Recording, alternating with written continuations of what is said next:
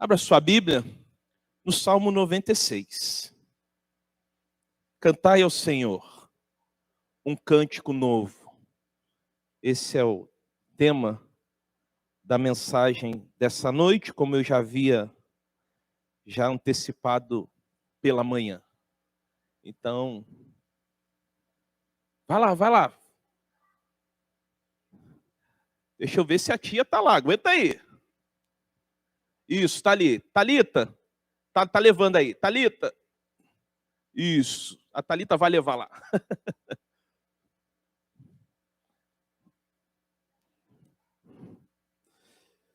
Cantai ao Senhor um cântico novo.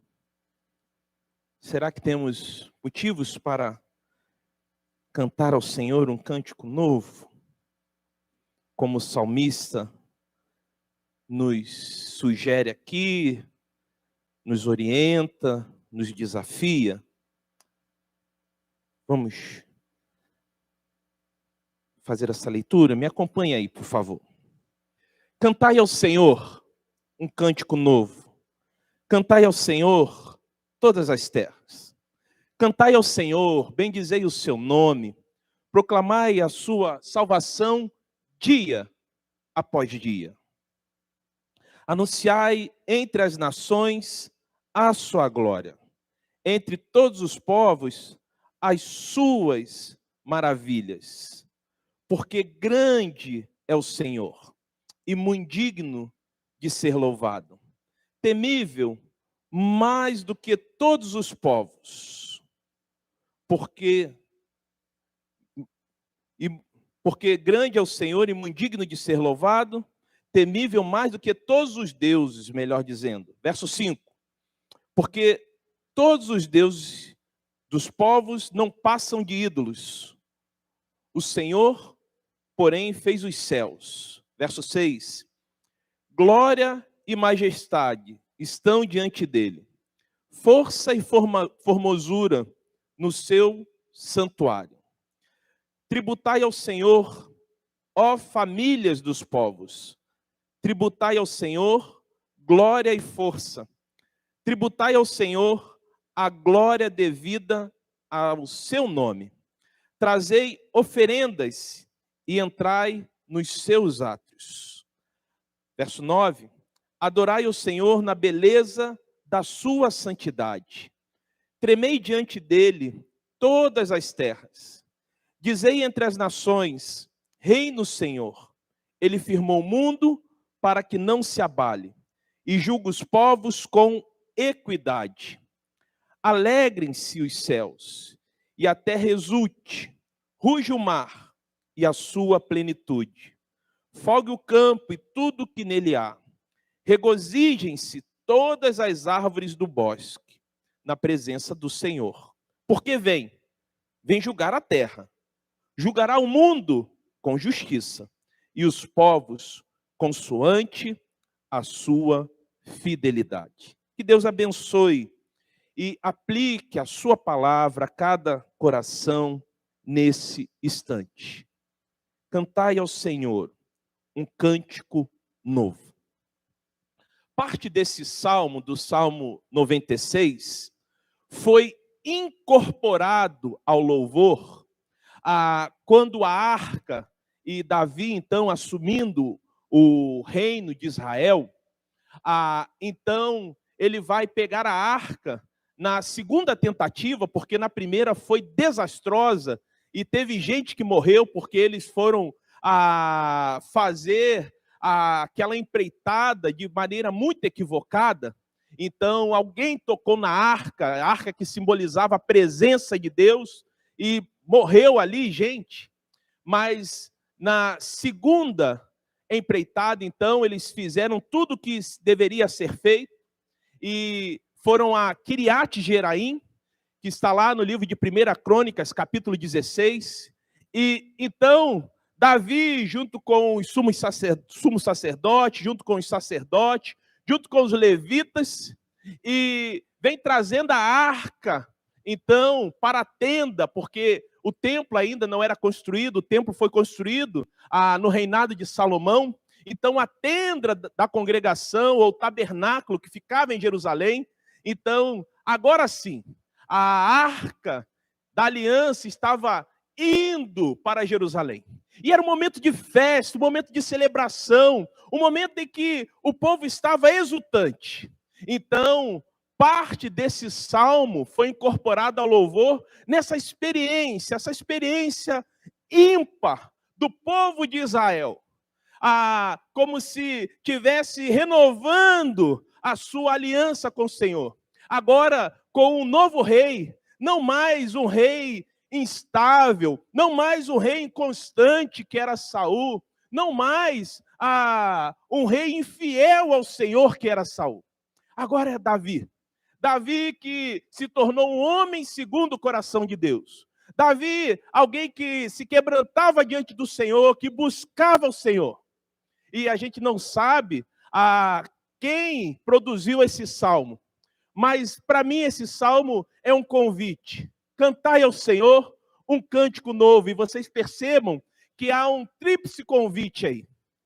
E alguns estudiosos vão dizer que esse salmo contém, então, 3 estrofes. Lembrem-se, e assim como nós cantamos, os salmos são cantados. E estão numa linguagem muito peculiar, porque estão em forma de poesia. Então, essas 3 estrofes são divididas da seguinte forma. A primeira estrofe desse salmo é uma convocação a que toda a terra louve ao Senhor. E aí está no verso 1, 2 e 3. Cantai ao Senhor, cantai ao Senhor, cantai ao Senhor. Aí, a segunda estrofe, então, é a partir do verso 4 até o verso 6. Aí há um convite às nações, para que todas as nações adorem ao Senhor. E aí você vai ver que há um tríplice tributai. Tributai ao Senhor, tributai ao Senhor, tributai ao Senhor. E você perceba que esse Deus que se revelou ao povo de Israel, mas não ficou apenas com o povo de Israel. Esse Deus que não é um Deus exclusivista, esse Deus que não faz acepção de pessoas, esse Deus que não fez e jamais fará acepção de pessoas. Então, há uma convocação, toda a terra, cantai ao Senhor. Há um convite, todas as nações, adorem ao Senhor. Mas, como eu disse, esse salmo, além de ser cantado, está numa linguagem poética, uma linguagem muito peculiar. A terceira estrofe é o verso 7, 8 e 9, e sequência. E aí fala da natureza e é chamada a exultar perante o Senhor. E no verso 13 diz lá, porque ele virá julgar a terra com justiça. Até a natureza tem consciência desse Deus que há de um dia manifestar a sua justiça. E olhando então para essa divisão, olhando então para essas 3 estrofes, nessa noite eu acredito, queridos, ou nesse instante, se porventura você acessou essa mensagem ou acessou esse culto, não necessariamente à noite ou está conosco nessa live, eu e você somos convocados a cantar ao Senhor um cântico novo. Mas como, pastor? Mas por que, pastor? Bom, comece então a lhe apresentar alguns motivos para cantar ao Senhor um cântico novo. O primeiro, cantai ao Senhor um cântico novo, porque há um novo dia para ser vivido. Se você perceber, no verso 2 diz lá, cantai ao Senhor todos os dias, ou dia após dia. Então, Deus tem o poder de abrir novos horizontes para quem viu talvez as portas da vida se fecharem. E aí há um convite ou há uma convocação. Cantai ao Senhor, porque há um novo dia para ser vivido. Para quem celebra esse Deus que nos faz cantar um cântico novo, nenhum amanhecer é igual ao outro. Por mais que ao acordarmos, talvez tenhamos uma rotina, eu particularmente, levanto pela manhã, tento fazer a minha devocional, me dirijo à cozinha, faço o meu café, aí saio na área de serviço, alimento lá a nossa querida Frida e já limpo o quintal, mas por mais que essa seja a minha rotina de quase todos os dias, acordar por volta das 5 e pouca da manhã e já isso como se fosse automático. Mas eu quero lhe dizer que apesar de ser isso uma rotina, e você também tem a sua rotina, mas é algo novo. Ao acordar, você tem uma nova oportunidade, um novo dia. Assim como nenhum dia se torna cópia do que se passou. Há sempre uma novidade para nós. Assim como nos reunimos coletivamente para cultuar ao Senhor.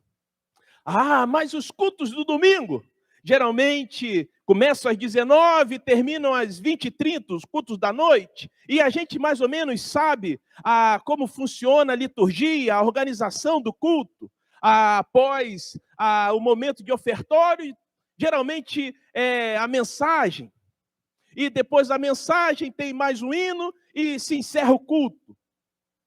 Mas eu quero lhe dizer que por mais que essa liturgia, por mais que essa organização tenha um padrão, mas nenhum culto se torna igual ao outro. Assim como nenhum cântico continuado pode ser como um mantra, um ato religioso que se torna uma mera repetição. Porque no Senhor, tudo é novo, tudo é para Ele e tudo é por Ele.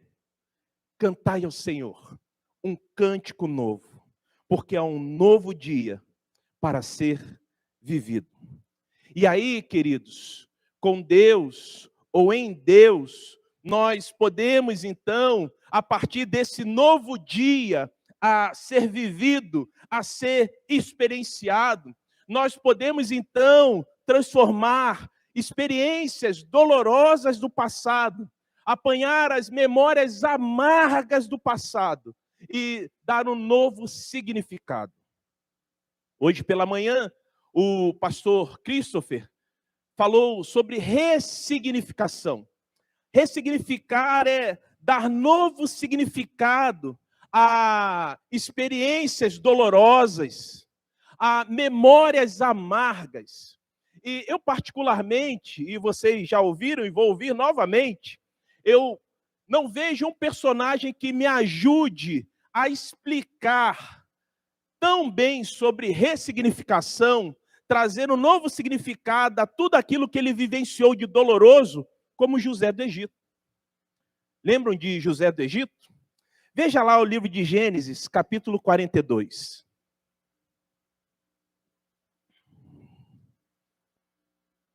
Por favor. Porque José do Egito, enquanto você abre aí, daqui a pouco eu vou te dizer quais os versos que eu quero que você me acompanhe.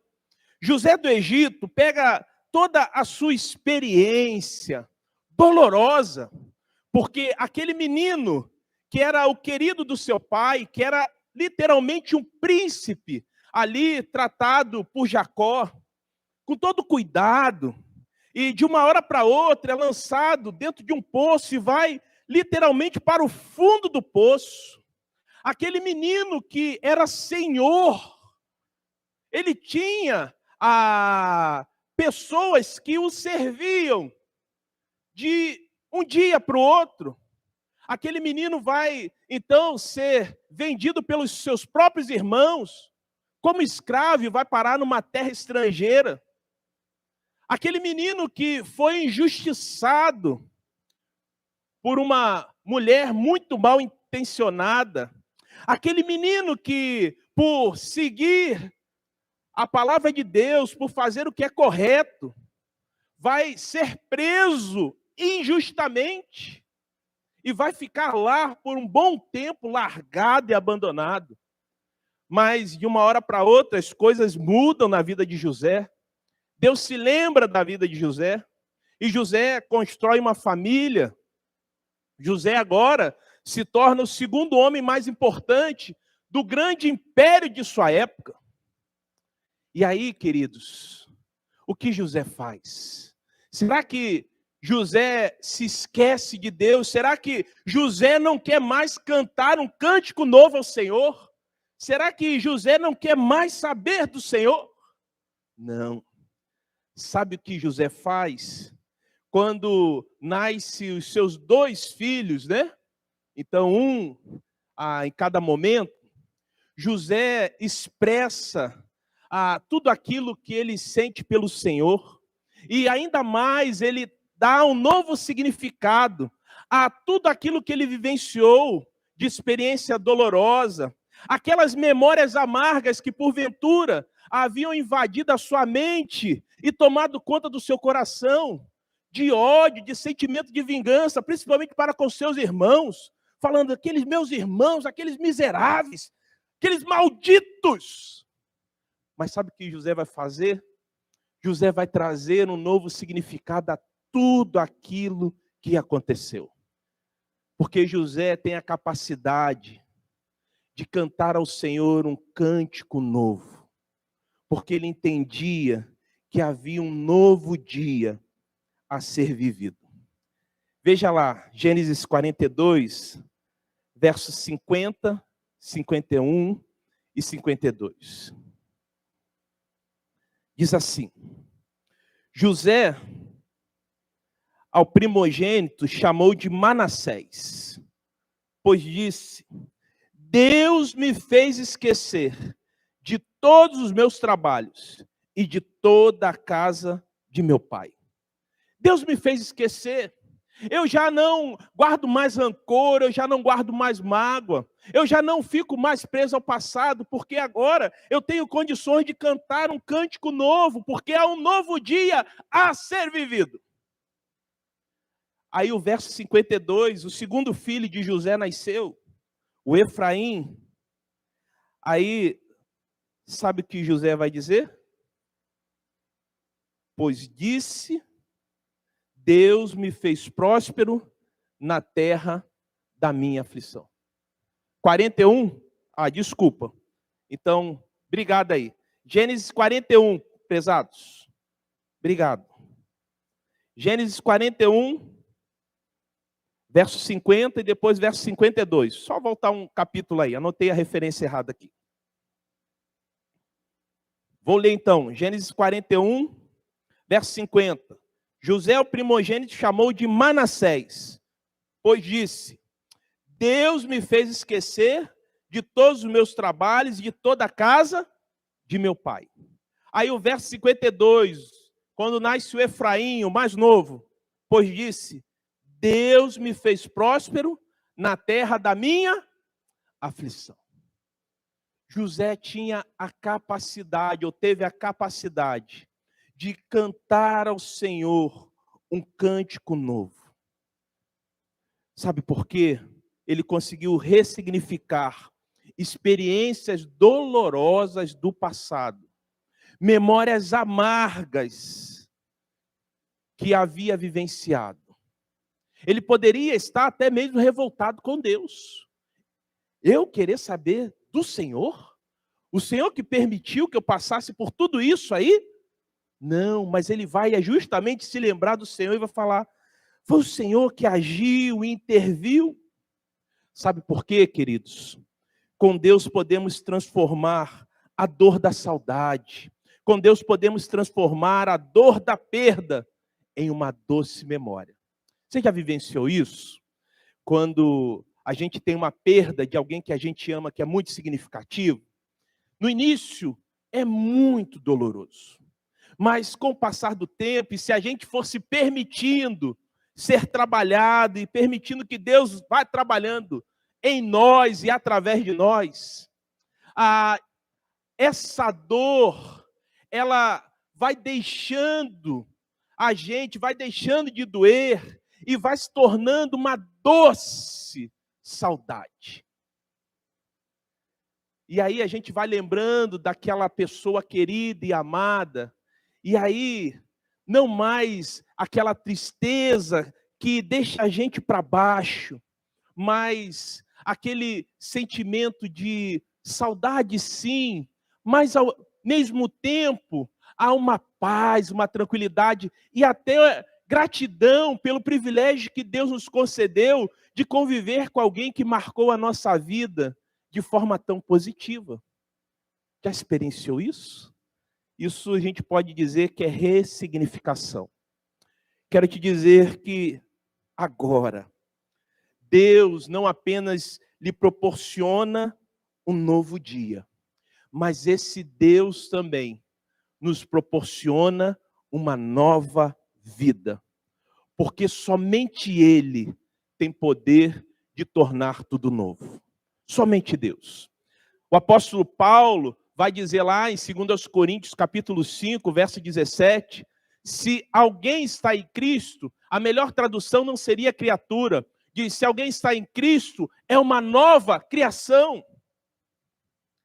É uma nova criação. E o que aconteceu? As coisas velhas se passaram. E eis que tudo se fez novo. Somente Deus tem poder para fazer coisas novas. Somente Deus tem poder para transformar um homem, para transformar uma mulher, para fazer com que um homem, com que uma mulher, para fazer com que um ser humano possa ser uma nova criação. A moda repagina, não é verdade? Aí a dona do bazar mais badalado de Campo Grande, que é o Bazar Laurieta, ela entende que a moda repagina, não é isso?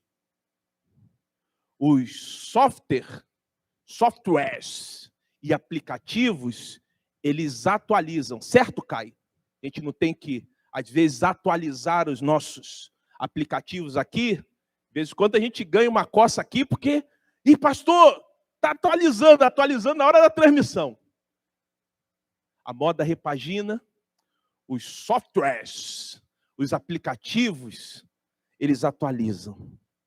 Mas somente Deus tem poder de fazer tudo novo. Somente Deus. Cantai ao Senhor, porque é um novo dia e uma nova vida para ser vivida. E me permita, uma vida em abundância a ser vivida. Mas ainda, o salmista continua, e na segunda parte da estrofe, cantai ao Senhor, pois temos um novo dia para conhecer mais a Deus. No verso 8 do Salmo 96, diz lá, tributai ao Senhor a glória devida ao seu nome. Trazei oferendas e entrai nos seus átrios, entrai nos seus pátios, entrai no templo. Lembre-se do contexto.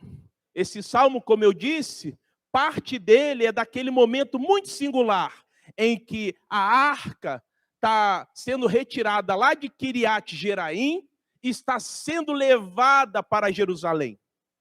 Então, agora na tenda da congregação, onde aquela arca chegaria e onde se tornaria o centro do culto de Israel, ou para ser mais específico, no futuro não tão distante, o centro do culto do reino de Judá, onde seria construído, no reino de Salomão, o templo do Senhor. Ali, então, era o símbolo da presença de Deus. O salmista, ao falar do cântico novo, ele nos remete à novidade que perpassa o nosso relacionamento com Deus. Você já parou para pensar que todo dia, eu e você temos a oportunidade de conhecer mais um pouco desse Deus maravilhoso, desse Deus extraordinário, desse Deus, como eu falei ontem, irmã Vilma, que é bom, que é fiel, que é amoroso. Esse Deus que se permite conhecer, esse Deus que se descortinou a nós através de Jesus, porque quando Jesus foi sacrificado na cruz do Calvário, o véu se rasgou de alto a baixo. Agora temos acesso a Ele através de Jesus. Podemos conhecer mais a Deus. E o culto do templo simbolizava o culto do coração devoto. O culto do templo, ou culto no templo, esse culto que eles realizavam coletivamente, era a expressão do culto que as pessoas faziam individualmente. Por isso que, às vezes, quando nos reunimos coletivamente, e as pessoas falam assim, mas o culto hoje não foi bom, porque eu não senti nada. Mas eu saí como eu entrei. Mas o problema não foram as pessoas, o problema não foi a pregação, o problema não foi o louvor, o problema é você, o problema sou eu. Porque aqui nós refletimos o que vivenciamos individualmente. E se a nossa vida é vazia individualmente, não temos nada para oferecer coletivamente. Não adianta. Não adianta que não há de sair nada coletivamente. Porque o coletivo há de simplesmente refletir o individual. E aí, há um novo dia, há uma oportunidade de conhecermos mais ao Senhor através da palavra, de aprofundarmos mais o nosso conhecimento do Senhor pelas nossas experiências de fé. Há a possibilidade de investirmos mais tempo em oração e depositando a nossa confiança em Deus. Infelizmente, o povo de Israel deixou de buscar ao Senhor. E a arca que simbolizava a presença do Senhor, ela foi tomada ou ela foi perdida no momento em que o povo voltou as costas para Deus, em que o povo não mais queria se relacionar com Deus. Foi na época do sumo sacerdote Eli, em que os seus filhos, Ofni e Finéias, estavam cometendo grandes atrocidades. Eram chamados de filhos de Belial, e olha que eles eram sacerdotes.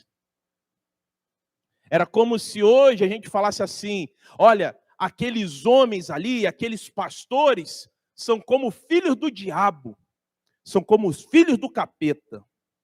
E aí, sabe o que aconteceu? A glória de Israel se foi. Icabó, ou Icabode. Veja lá 1 Samuel capítulo 4, verso 21. Por favor. E Icabó, ou Icabode, é o nome do filho de Finéias. E ele nasceu justamente no momento em que a arca é perdida. E a arca era o símbolo da presença do Senhor. Samuel ainda era um menino. E depois Samuel, então, vai assumir a liderança do povo de Israel como sumo sacerdote, como profeta e como juiz. Mas veja lá, 1 Samuel 4, 21, diz assim: mas chamou o menino Icabó, ou Icabode, algumas versões, dizendo, foi-se a glória de Israel. Isto ela disse, porque a arca de Deus fora tomada, e por causa do seu sogro e de seu marido. O seu sogro, Eli, e o seu marido, Finéias. Ambos morreram naquele dia, no dia do nascimento da mãe, no dia do nascimento de Cabode. Você já parou para pensar no privilégio que nós temos de todos os dias? Preste atenção. Todos os dias, a qualquer hora e em qualquer lugar, podemos falar com o Senhor. Podemos buscar ao Rei dos Reis, ao Senhor dos Senhores. Podemos conversar com o Senhor. Que privilégio! Mas eu percebo que, infelizmente, nem sempre damos o devido valor a esse privilégio. Mas, nesse instante, há um convite, há uma convocação: tributai ao Senhor a glória devida ao seu nome. Trazei oferendas e entrai nos seus atos, entrai nos seus pátios, entrai na sua presença. Então, cantai ao Senhor, pois temos um novo dia para conhecer mais a Deus. Mas continuo, porque devemos continuar cantando ao Senhor. Cantar ao Senhor porque há um novo dia para ser vivido. Há uma nova vida para ser desfrutada. Cantar ao Senhor porque há uma nova oportunidade de nos relacionarmos com o Senhor, de adentrarmos aos seus atos. Mas também cantai ao Senhor, pois temos um novo dia para nos regozijarmos e nos alegrarmos no Senhor. Porque se tem alguém que é capaz de nos trazer alegria, de nos trazer regozijo, independente das circunstâncias, essa pessoa é o Senhor. Veja lá o Salmo 118, verso 24.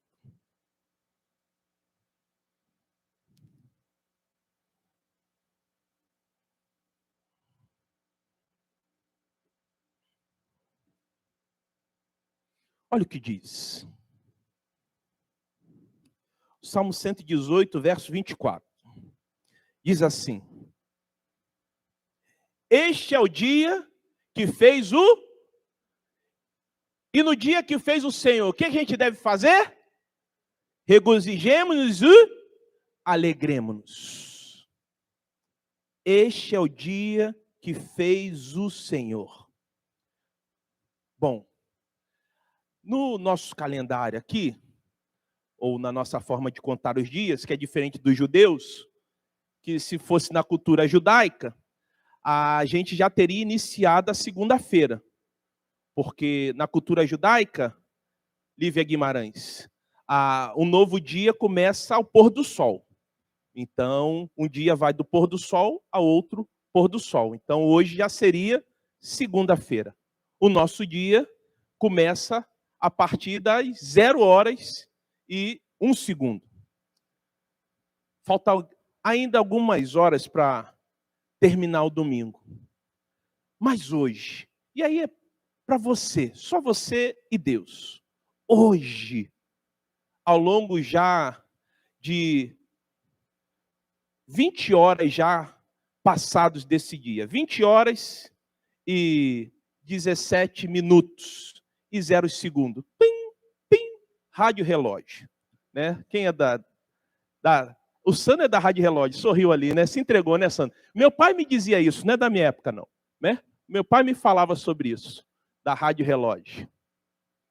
Ao longo dessas 20 horas e 18 minutos do domingo, você hoje, já se regozijou e já se alegrou no Senhor?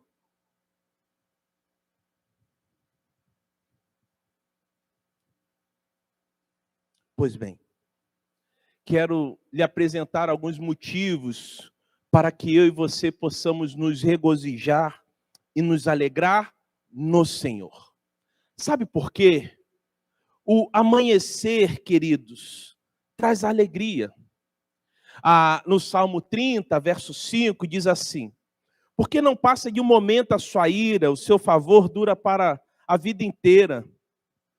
Ao anoitecer, pode vir o choro, mas a alegria vem pela manhã. Ou o choro pode durar uma noite, mas a alegria vem pela manhã.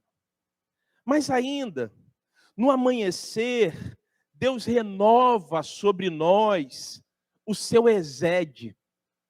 E essa palavra no hebraico a gente pode ser traduzida nas nossas versões aqui como misericórdia, como bondade, como fidelidade, como amor. É no amanhecer que Deus renova o seu amor para conosco. Você bem sabe, assim como eu sei, que hoje, ao acordarmos, nós já começamos a experimentar, a desfrutar do amor do Senhor. Pastor, onde está isso? Veja lá Lamentações, capítulo 3. Veja lá, Lamentações fica do lado de Jeremias. É um livro pequeno, né? Lamentações 3, versos 22 e 23.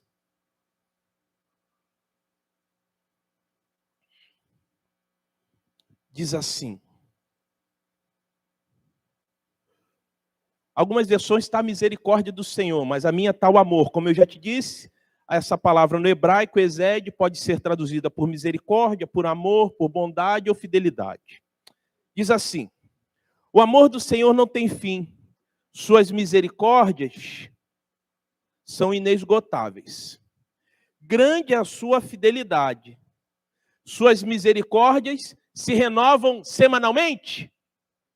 Se renovam a cada manhã.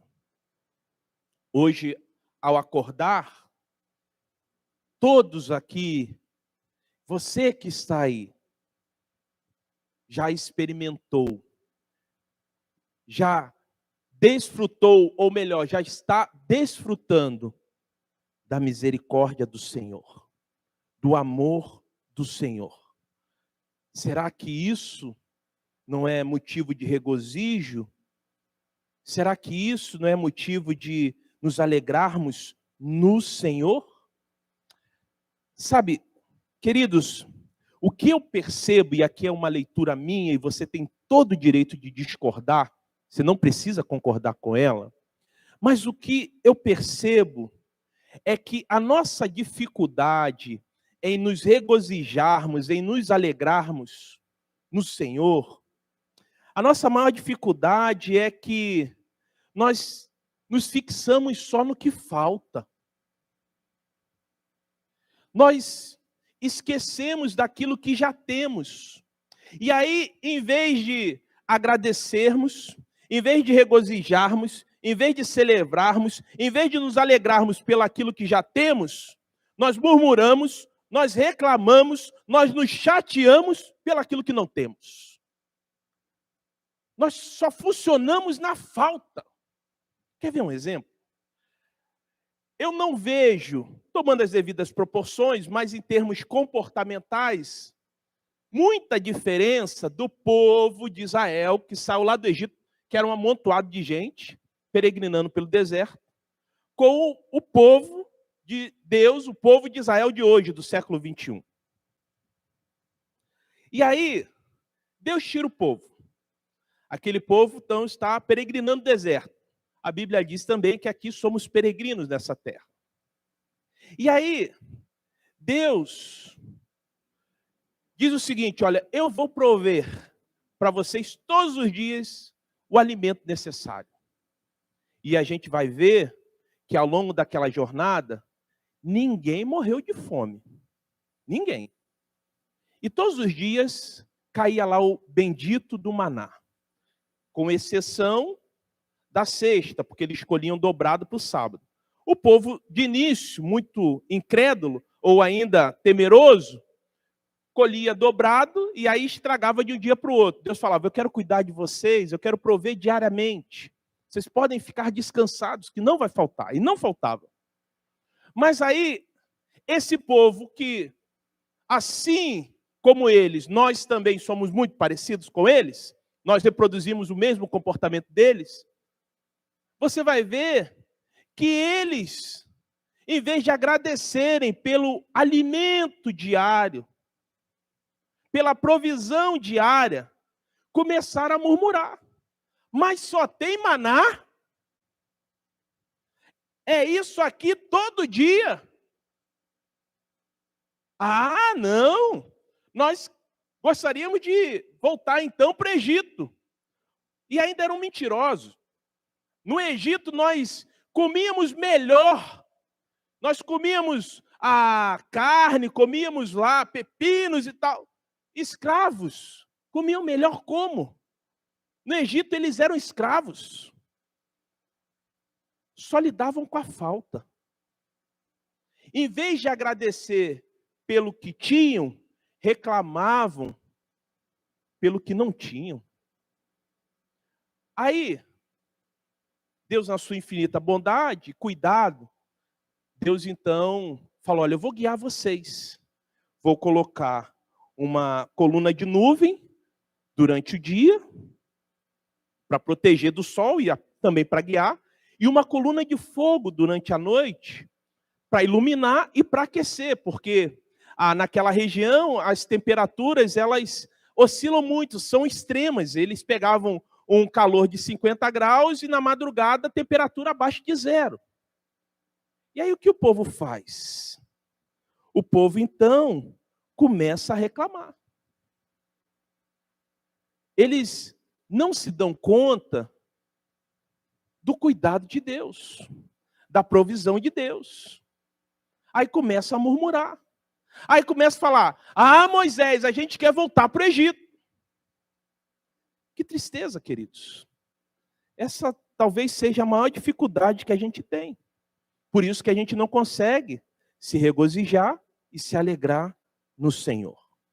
Mas eu quero lhe sugerir que você, a partir de agora, cante ao Senhor, pois você tem a oportunidade de se alegrar e de se regozijar nele hoje, agora. Se ao longo desse dia, ao longo dessas 20 horas do domingo aí, você não se regozijou e se alegrou nele, você tem a oportunidade agora. E eu quero lhe dizer mais, diferentemente do povo de Israel, eu e você temos o maior e melhor motivo para nos alegrarmos e nos regozijarmos todos os dias no Senhor. Sabe qual é? É o maior e melhor presente que o Senhor nos concedeu, enviando Jesus para morrer na cruz, em meu e em seu lugar. Se Jesus não bastar para você se regozijar e se alegrar, aí a gente precisa conversar. A gente precisa orar muito. Último lugar. Cantai ao Senhor um cântico novo como expressão da minha, da sua, da nossa esperança. Isso está na última parte, lá no verso 11, 12, 13. Fala desse Deus que há de manifestar a sua justiça, fala desse Deus que há de julgar a terra. E o Salmo 20, ou melhor, o Salmo 96, ele é um salmo messiânico. Em que sentido? No sentido de que o futuro reino de Deus aqui mencionado será cumprido no reino do Messias. Então, quando a gente lê o Salmo 96 e o verso 13, aponta que o Senhor voltará para julgar a terra. O Senhor vai voltar para julgar a terra. Quando a gente olha para as Escrituras e pensa então em Jesus, pensa no noivo, a gente então tem a convicção e a esperança que o Senhor voltará para buscar a sua noiva.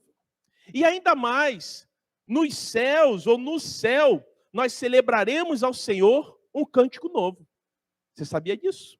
Veja lá Apocalipse, capítulo 14, verso 3. É o último texto que eu quero ler com você nessa noite.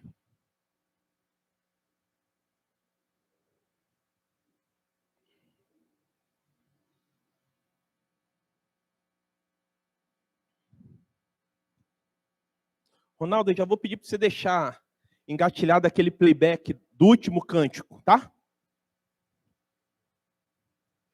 Veja aí.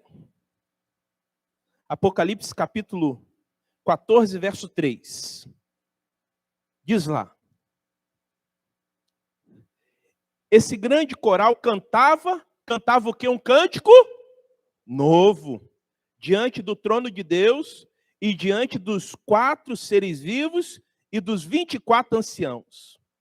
Ninguém podia aprender o cântico, a não ser os 144 mil que haviam sido comprados na terra. Quem vai cantar o cântico novo? Os salvos, os lavados e remidos no sangue do Cordeiro. E não necessariamente esse número aqui é literal, 144 mil. Mas quem vai cantar esse cântico novo? Aqueles que um dia receberam Jesus como único, suficiente Senhor e Salvador. Por isso, esse cântico novo que devemos cantar todos os dias é uma forma de expressarmos a nossa esperança de que o Senhor há de voltar para julgar a terra, a nossa esperança de que o noivo há de vir buscar a noiva, a nossa esperança que um dia iremos cantar um cântico novo, mas só vai cantar aquele que um dia aceitou a Jesus como único Senhor e Salvador.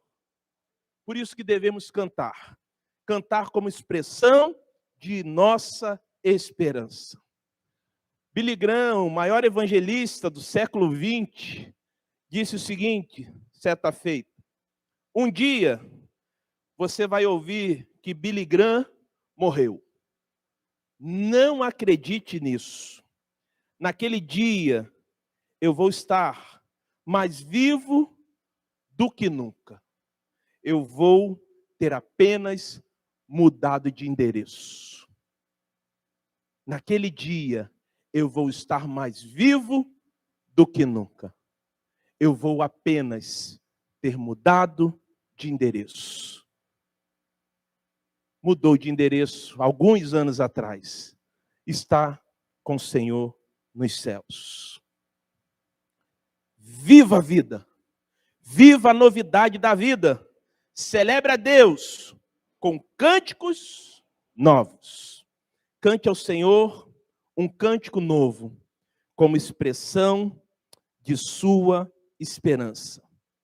Cantai ao Senhor um cântico novo, pois há um novo dia e uma nova vida, uma vida em abundância para ser vivida. Cantai ao Senhor um cântico novo, pois temos um novo dia para conhecer mais a Deus. Se achegue ao Senhor, adentre aos átrios do Senhor, busque diariamente ao Senhor. Cantai ao Senhor um cântico novo, pois nele temos a oportunidade de nos regozijarmos e de nos alegrarmos diariamente. Em vez de ficarmos reclamando pelo que não temos, agradeça pelo que você tem e pela maior e melhor bênção que o Senhor já lhe deu, que foi enviar Jesus para morrer na cruz do Calvário, em meu e em seu lugar. Cantai ao Senhor um cântico novo, como forma de expressar a sua esperança, a minha esperança, a nossa esperança. Cantai ao Senhor um cântico novo, cantai ao Senhor todas as terras, cantai ao Senhor, bendizei ao seu nome, proclamai a sua salvação, anunciai entre as nações a sua glória, entre todos os povos as suas maravilhas, porque grande é o Senhor e muito digno de ser louvado, mais temível do que os falsos deuses. Glória e majestade estão diante dele, força e formosura no seu santuário. Glória e majestade estão diante dele, força e formosura no seu santuário.